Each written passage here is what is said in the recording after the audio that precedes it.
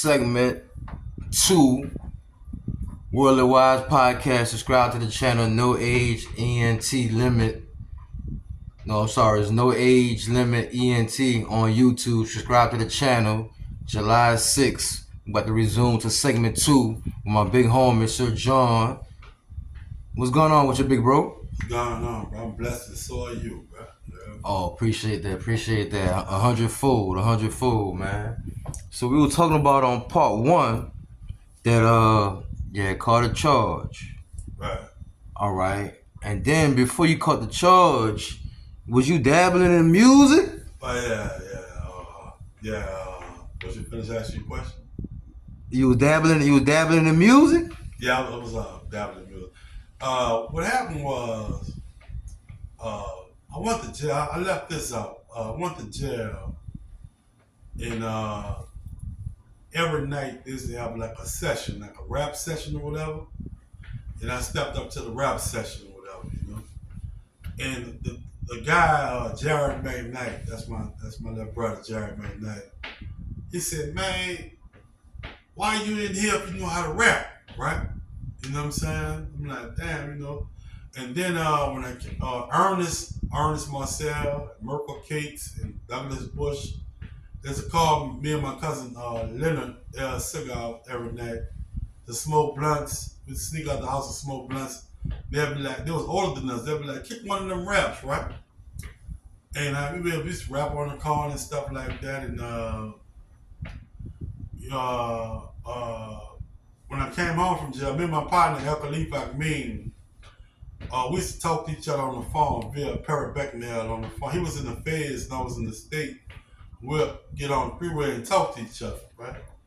They was like, man, we starting this label or whatever, you know? I was like, okay, you know what I'm saying? Let me try this because as I'm in jail, I'm seeing whereas New Orleans was making this big splash, you know, in the rap world, whatever, you know what I'm saying? It was making this big splash in the rap world with the No Limits and the Cash Money while I'm doing time. And you know, like I said, when you're in the dark time, you could see light real good, right? Mm.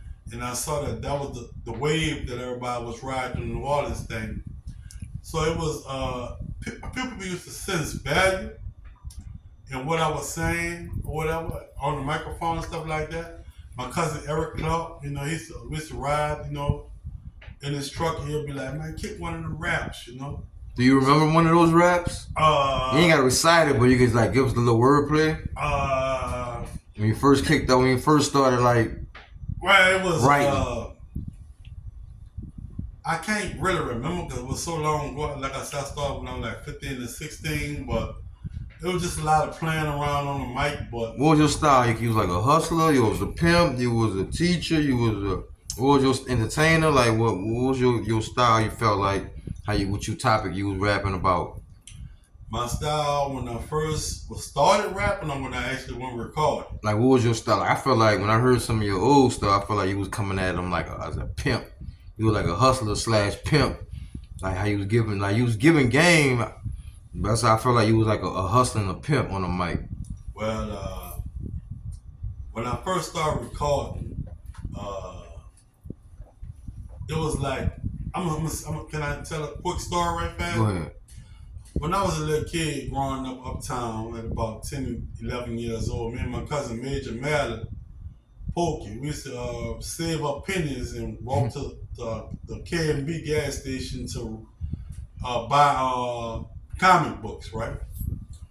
And I used to draw those artists. I used to draw art out of the comic books as far as the characters in the comic book. And I draw it real good. If the picture wasn't pretty, I tear it up and throw it away till I get good at drawing a picture, right? So I was always an artist, right? Mm-hmm. So it's the same thing with music, you know. I started off, you know, like writing rap and stuff like that.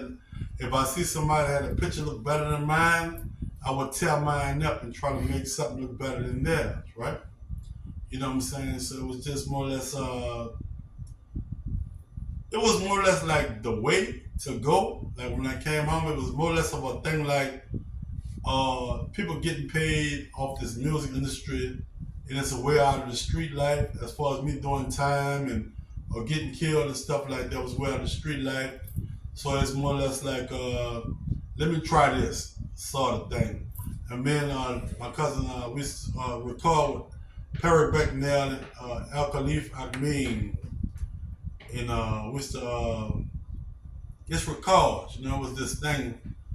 And I saw one day we recorded something, somebody called me from Tallahassee, Florida, which is 3 states away, right?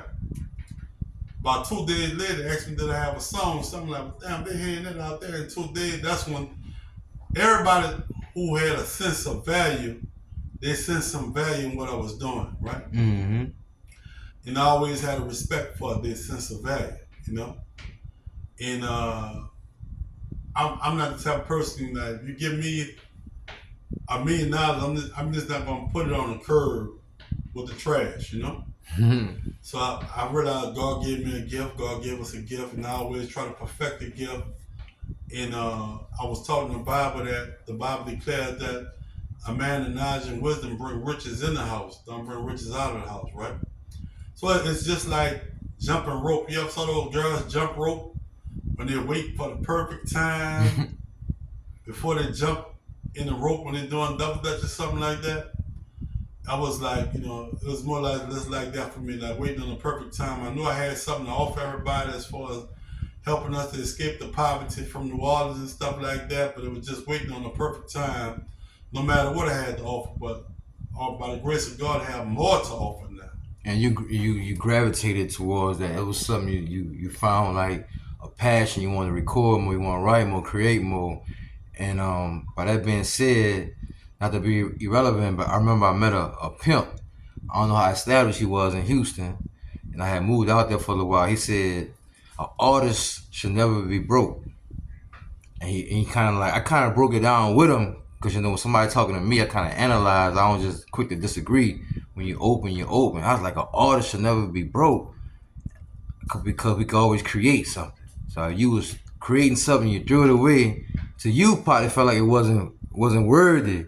You know what I'm saying? So he said, an artist should never be broke because we could always. I kind of embellished that we could always create something else. You know what I'm saying? So I can understand why you gravitate towards the music. You're an artist, but we didn't realize how much we can create and throw it away. But it might have been valuable. You know what I'm saying?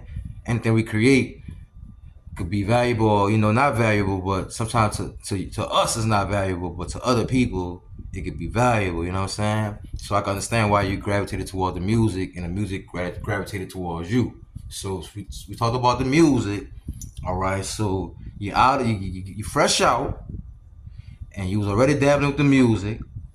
Okay, like when you felt like how you felt when you got out, what you felt like your purpose was when you got out. Well, to go back to something you said about my dad used to always say, "One man trash, the next man treasure," right?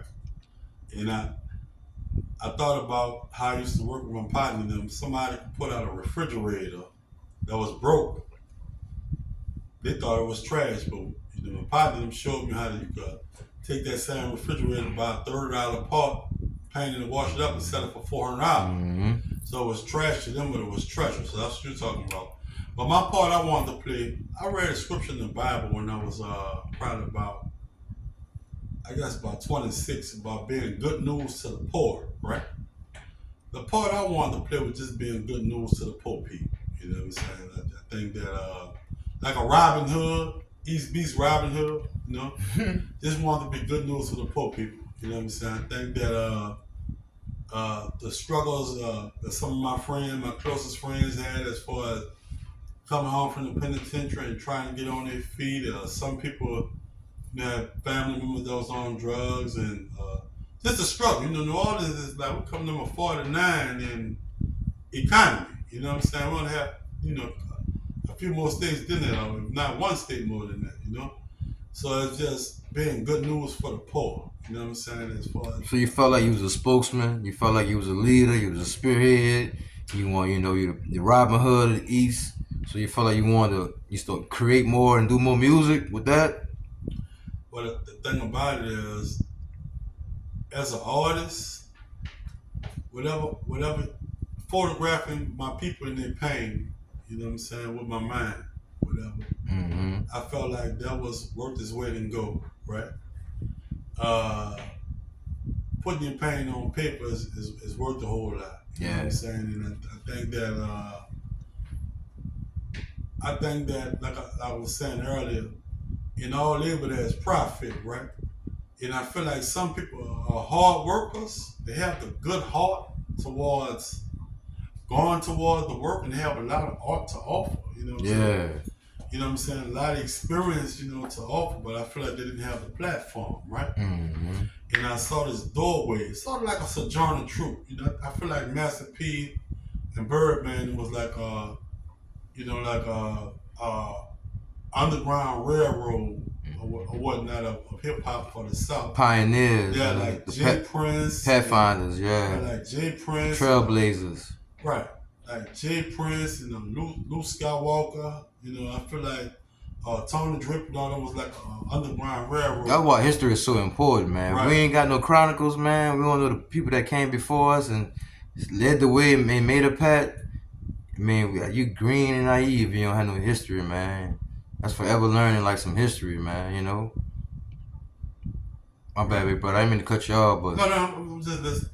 But I felt like at that time I was on milk like a baby, right? Yeah. I wasn't on meat, and I felt like I felt it when the movement came through, but I didn't get the full gospel of where the OGs was going with it financially, right?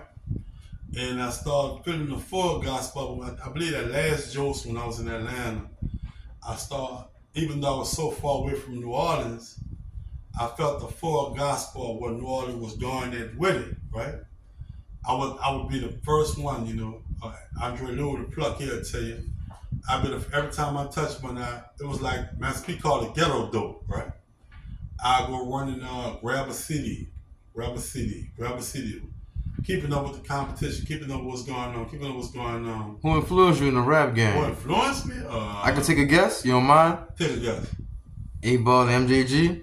That's my number one influence.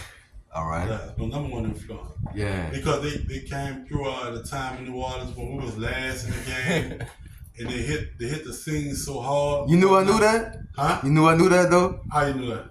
But you ain't know I knew that, huh? Nah, I know you knew that. Oh, all right. Good. Yeah, but they hit the scene in New Orleans. All them buying them came to my house and Michoud. Like, you ever heard 8Ball MJG? Shouts out to all them, man. Huh? Shouts out to all them. Shout out to Vincent, you heard Vincent me? Buying me. Vincent Williams. They came to my house with the 8Ball MJG CD, and I got a chance to meet them in Atlanta, you know? After Katrina or whatever. Were you starstruck or you kept your composure? Well, like I said, stars only shine in the dark. You know, Katrina was a dark time, you know. So I wasn't really starstruck. I was really hungry, you know. Yeah. After Katrina, we was just, you know, strictly survival, you know. So it's either get ate, you know. So when did the street poetry establish? Street poetry established. And who is street poetry? What is street poetry? Okay, gotcha. Street poetry established when I started seeing like big labels allowing their artists to get labels on the side or whatever. Like how Cash Money had, Lil Wayne had, what you call it, Young Money, whatever. Or how Aftermath had, Interscope had Aftermath had Shady Records had G Unit Records. I started seeing what artists had to be prepared, you know, to have their own label, you know, because they have get a much bigger plate if they're prepared. So I just got on there early, like joint pictures did. No cutthroat stuff to nobody who try to help me out or whatever like that. I just saw, you know, where it was a bigger plate for me, you know, in my people, whatever. You know? So street poetry, you the founder? I'm the founder of street poetry. I've always been a poet, you know, whether it be writing a love letter to a girl when I was young, or just writing poetry, or just, you know, making words rhyme, you know. And I was, you know, I was in the streets, so I just called it street poetry. That's kind of catching. Thank you, bro. Kind of seem like you got to keep an open mind with. And so you the first artist? I was Well, I was an extra artist on DRUG, D period R period U period G period, which stand for Dropping Records Underground, which was CEOs was El Khalifa Agmin and Perry Beckner. I was an artist on their label and a producer. I started off as a producer, right? And this to make fun of me about my raps. I was, I don't like to quit. If I lose a fight, I'm always come back in. Eventually, I'm gonna get you one day. Create something else. Create something else. So that's just to tell my ass up on the microphone, but I just thought kept coming back hard.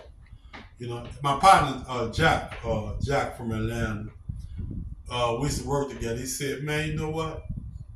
He said, "Sometimes it takes one person longer to catch on than everybody else, right?" Yep. And sometimes it be your humbleness too. Like, right.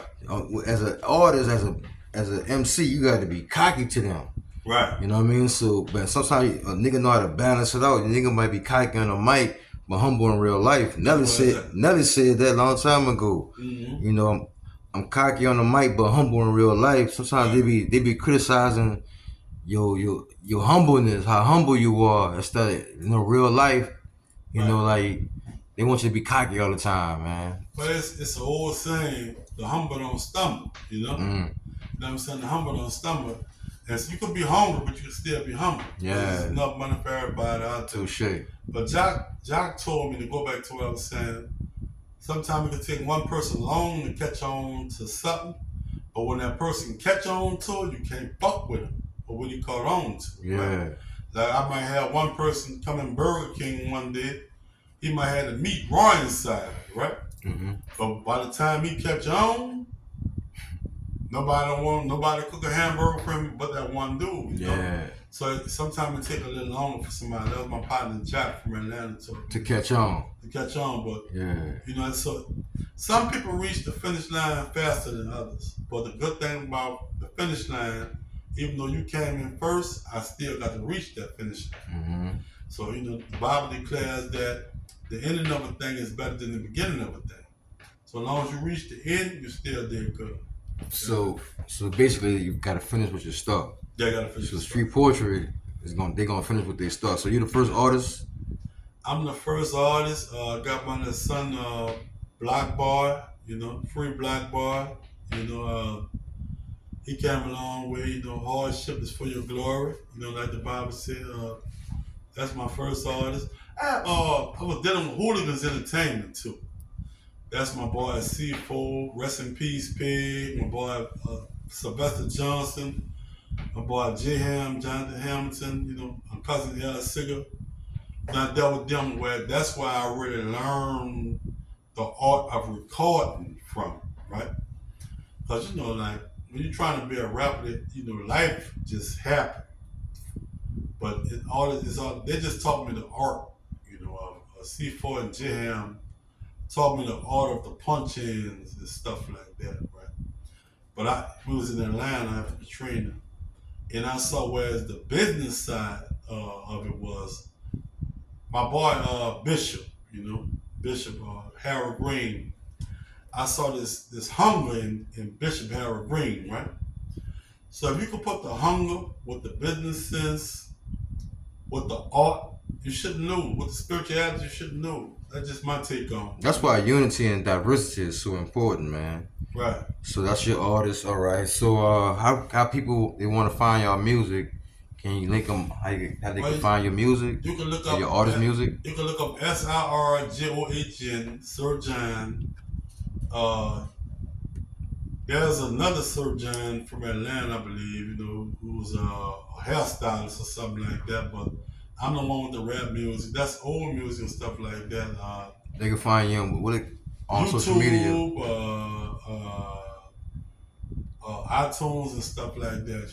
But YouTube, I have a few videos on YouTube, whatever, stuff like that. And your social media platforms. Social media platform is at SCHARJONN or SCHARJONNKELLEY on Facebook. That's my social media platform. Thank you for asking that. And you got Instagram and then TikTok. Instagram is at SirJohn, at SCHERJONN. You have TikTok or anything else you want to add? Well, my son and my daughter, they're not living with me right now. They a little younger. They used to help me with my my TikTok and stuff like that. My Snapchat. They're not here right now. Any project, your artist or anything coming out? Street poetry, you. Well, I'm working on something named Hunger Pains. Hunger Pain, That's the Volume 1. that's the ones I heard like a couple of songs. Yeah, you heard a couple songs. Ooh, Hunger Pain. It's I feel like if you don't eat, you'll feel pain, right? And my way of eating is my daily bread and getting in the booth in the studio. So it's called Hunger Pain Volume 1. and creation. That's creation is like cooking, man. Right. Cooking some food you can creating, and it's gonna be a product worth the wait. So the music, bam, you're out. So how you felt when you first got out, man? Society, like how that felt, man? Well, how I felt when I got out, it was a blessing. How long has it been?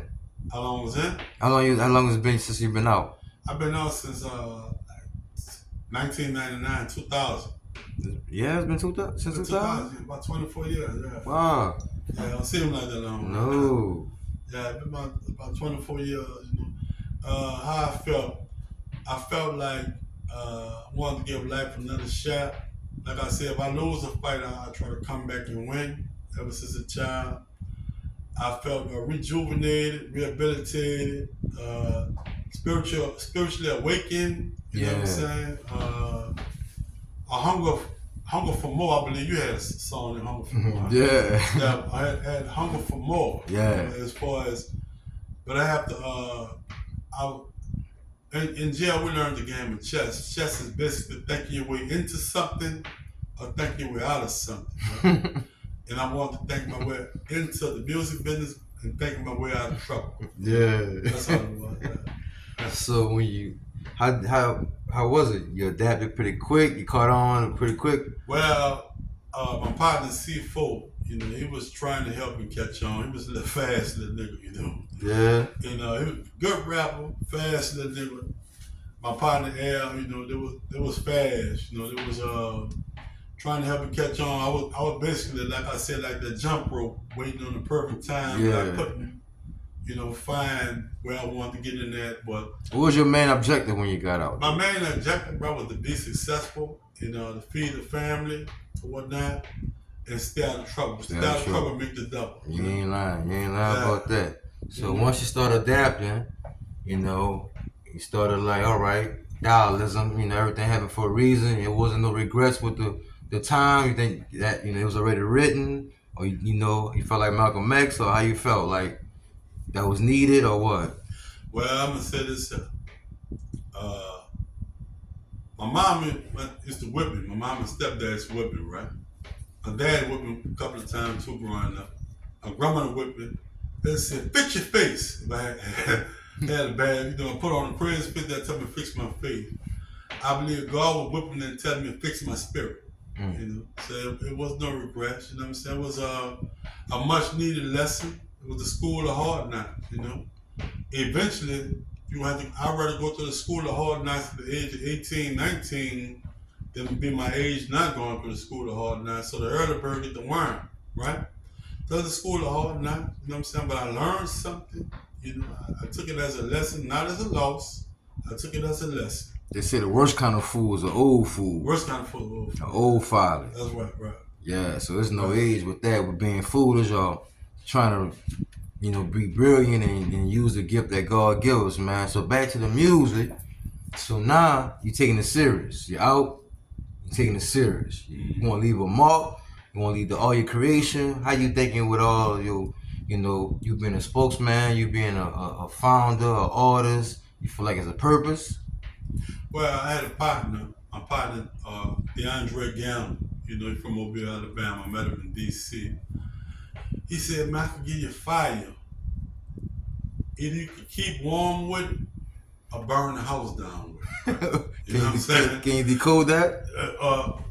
Burn it, okay, put it like this here. I can give you a gun, right? You go rob somebody, kill somebody with it, and get your house shot up with it, or you could go hunting with it, kill a rabbit, or kill a squirrel, or kill a deer, and feed your family with it, right? We just talk about the tools and equipment, which how you use it. Right. So the thing is, when you face with a position of gift that God give you, you can either do the right thing with it or the wrong thing with it. And I'm just, I'm not no bullshitter, so you don't hear my name in a lot of bullshit. You know what I'm saying? Michael Jordan is a sports player, so you hear his name in a lot of sports. Mm-hmm. I'm not a bullshitter, so you hear my name in a lot of bullshit. I'm gonna put you in that category. Right? I'm putting in the bullshit category. Right? So the music, you're taking it serious. You're out, you're recording. So now you feel like you're single-mindedly ready for society and your vision. In actuality, I've been ready, right? Hurricane Katrina, happened in New Orleans 2005. It set everybody on a different course or whatever. Shouts out, I think, did we talk about everybody that went through all that with the Katrina? Did we give them a shout out for still standing up and being proud? Everybody that went through Hurricane Katrina, for sure. Through the sea this day at this point in time, whatever. But y'all resilient. We resilient. Right, we're resilient.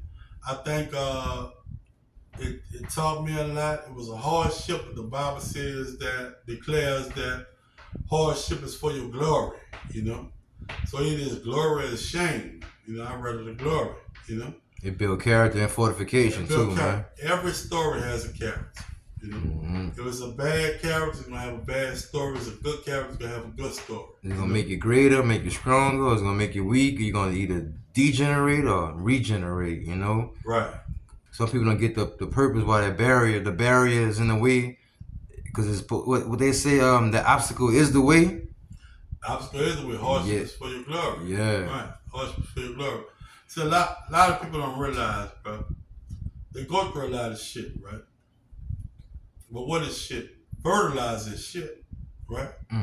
Fertilizer make watermelons grow, poppy seeds grow, flowers grow, corn grow. Yeah. So we all gonna go through a lot of shit, but me myself, I learned to count it all joy because, like the Bible said, because that same shit helped me grow to who I am now. So that helped me grow mentally. The shit I have been through mentally, spiritually, and physically have helped me grow. The best time be the worst times, man. Like Jay-Z say, man. Right. Yeah, some people are stronger than others mentally. You can have all the money in the world, but you might meet somebody that's stronger than you mentally and more fortified than you. Like I said, that goes with character over a lot of money or status or stature, you heard me? Right. So back to that. So now you taking street poetry seriously, you recording and all that. So you feel like you're going the right path now since you out and everything? Well, I'm going to say this here. Am I going the right path? I'm glad you brought that up. The Bible declares that what we talk about is like a rudder on the ship. A rudder is what tells the ship to go to the left or the right? So the Bible declares, not me. So am I on the right path? Anybody that talks about Jesus is a healer, right? Heal means to get well, right?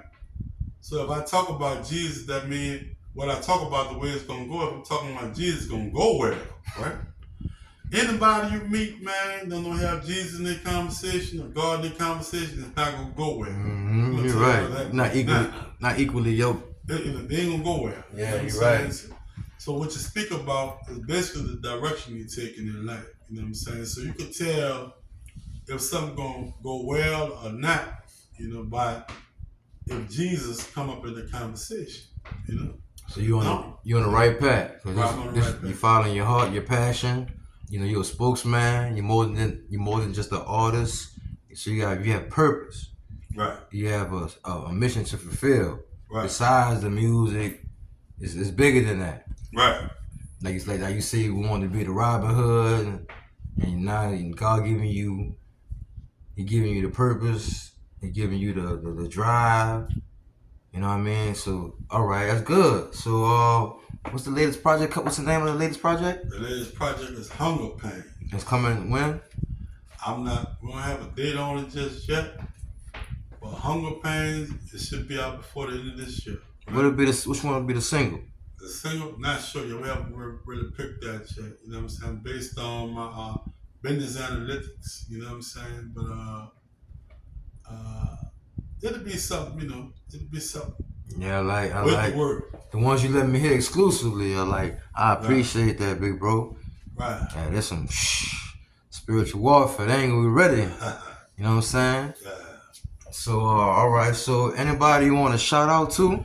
I want to shout out to mama, my daddy, Gally O'Kani, my son, SirJohn, Gary, Gabriel, Minute Three, Kevin, Kevin Henry, you know what I'm saying, Chelsea, Perry Becknell, you know what I'm saying, the whole Michoud, Alka Levi, everybody in Centerville, Mississippi. My people I know in Atlanta or whatever. My people I know in Blair China White up there in Washington D.C. Ricky Red in Washington D.C. East Show, the whole New Orleans East, the whole North, the whole down south, really, the whole down south. Everybody in the hip hop community, bro. Oh man, for sure, man. And we wanna like to have you back more frequently as a podcast co-podcast partner. You know what I'm saying? We grew up together, big bro. You know, I know you got a story to tell. You know what I'm saying? You can use this platform as well, big bro. Whenever you want to get on it, man. You know what I'm saying? We can talk about something behind the cameras, without the cameras. You know what I'm saying? But now it's time to get paid for our art, our creation. We're gonna build an audience. Not even was rushing it, cause haste make waste. You know what I'm saying? We just dabbling right now with the podcast, man. Cause you got the gift of gab. You speak with eloquence. You're a leader. You're OG, spiritual. You're thorough, big bro. Right. You know what I'm saying? The people want to hear you. They want to see you. They want and something. Haters. What them haters want to do? Well, I'm gonna tell you like this. I'm glad you asked that. The Bible declares. I'm gonna speak clearly on this for everybody. The Bible declares that love do not fail, right? So if hate is the opposite of each other, if love do not fail, that means hate fails, right? I mean, hate will not fail mean not to succeed. Hate will not succeed in this world. Only love gonna succeed in this world, you know. So I don't care about haters because they're really fair, you know. The love that everybody showed, from the Master P to the Birdmans to everybody, was based off the love that they showed people, not the hate they showed people. That's where the success came in. Yeah. So this is Worldly Wise podcast. Worldly Wise means sophistication. Worldly Wise mean spiritual warfare. No matter how good or bad you're doing, when you worldly wise, when you sophisticated, when you believe in spiritual warfare, it's not a big shock for us. We're not flabbergasted. It was in the Bible, Cain and Abel, Esau and Jacob. It was all somebody jealous of somebody else because everybody not fit to be a king or queen. They don't have those traits and character. So your sibling might be hating on you. Your partner you grew up with you might be hating on you. But we all supposed to be a family as a unit. Like you say, strength in numbers. But when you worldly wise, when you sophisticated, when you believe in spiritual warfare, you accept that it's certain people, you're a chosen one, starseed, light worker, it's certain people you accept. Like Malcolm X, he knew he was sophisticated. Martin Luther King was more, unsophisticated, but they was both leaders. But at the same time, violence will never stop. Right. No matter how much you want to protest it or whatever.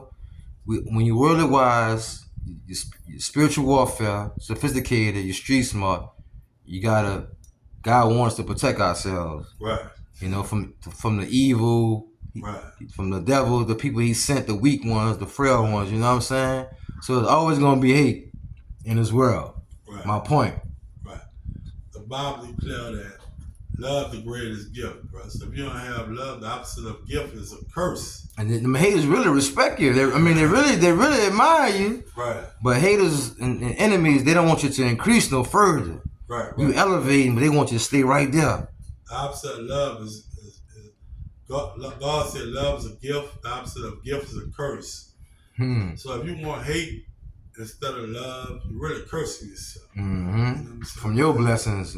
Huh? From you hating. I mean, you ain't gonna receive the blessings that came. That's a lot of hate. That's a curse. Yeah. Hate. Only thing you're supposed to hate, based on what the Bible said, is evil. You know what I'm saying? Like, if you don't hate evil, man, if you love evil, you bring a curse on yourself. Which I wasn't always there. I just took some recollection. You know what I'm saying? And meditation to see where it really was at. So you don't hate nobody. For me? Yeah, no hater bones in you. If a nigga doing this thing, a female doing anything, a person doing anything, they rather hire you than put you down because they can make more. You just put me down, you can make more because you're valuable. You can contribute to the team. I'm gonna say this up. Every seed you plant is gonna grow, right? The Bible says you reap what you sow. Sow means to plant, reap means to pick. Like picking a kind of fruit or something. Right? If I plant a seed with anybody, that's the only fruit I'm gonna pick, So if I plant a seed of knocking you off your high horse, guess what fruit I'm gonna pick? Knocking myself off my high horse. You know what I'm saying? So it just logically, you know what I'm saying? It just don't make sense. You know what I'm saying? So like I said, I'm an older cat now. I'm wise. I'm not as stubborn and stuck on stupidity as I was. So, are you from the same neighborhood as Currency the Hospital? Yeah, I'm from the same neighborhood as Currency Hospital, yeah. And what neighborhood? That's Michoud? Michoud, yeah. You have any affiliation with him? Or you know him? Or did you grow up with him? Or did you? It was a little, like a little baby when I was like really coming up and off the porch. I appreciate what he's doing as far as keeping the forefront on our city or whatever. And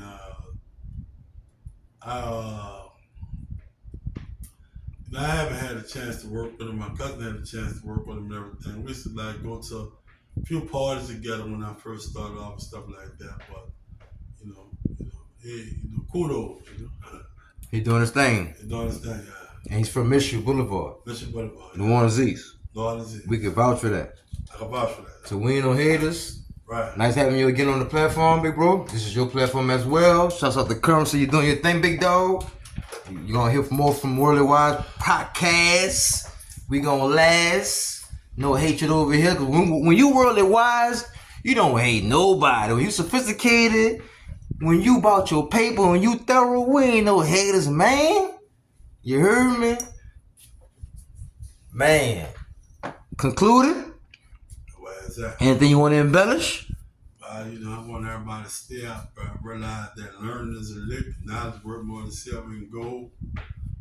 Don't be stuck on stupid, man. And when you go to school, you keep going up a grade and grade if you're learning something. The same thing in life. If you're learning, you're going to go up and up and up and up, Being stuck on stupid, you're going to be stuck in the same grade, Don't get stuck in the same grade. Some people live and learn. And we all like that,